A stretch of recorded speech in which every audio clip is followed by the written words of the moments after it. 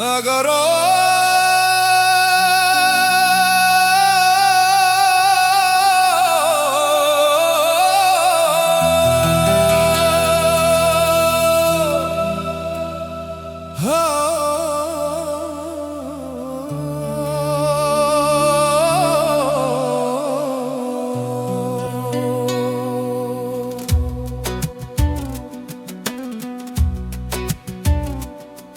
اگر آن ترکی شرازی با دست دارد دل ما را، بخالی هندویش بخشم سمرخند و بخارا را. بیده ساخی مای باخی که در جنت نخواهی یافت، کنای آبی رکن آباد و گل گشتی مسلا را.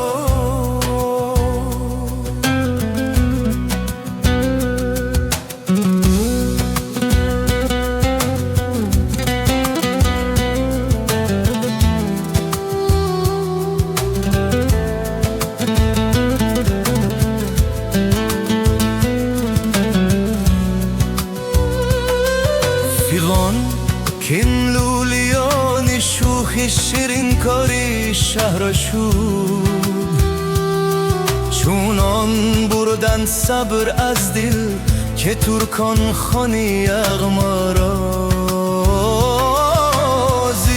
عشقی ناتمامی مر جمالی یار مستغنیست، با بو رنگ و خال خدشی حاجت روی زبارا.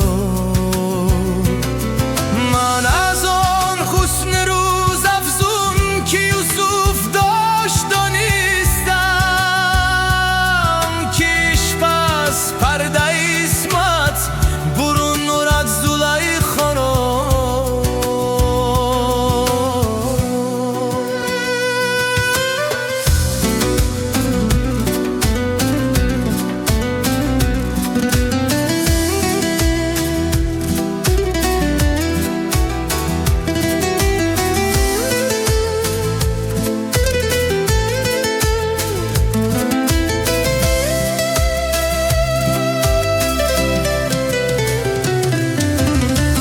اگر دشنم فرمایی و اگر نفرین دو گویم،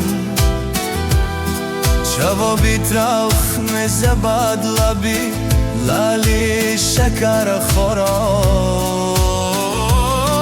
نصیحت گوش کن جانا که از جان دوست تر دارد، جوانانی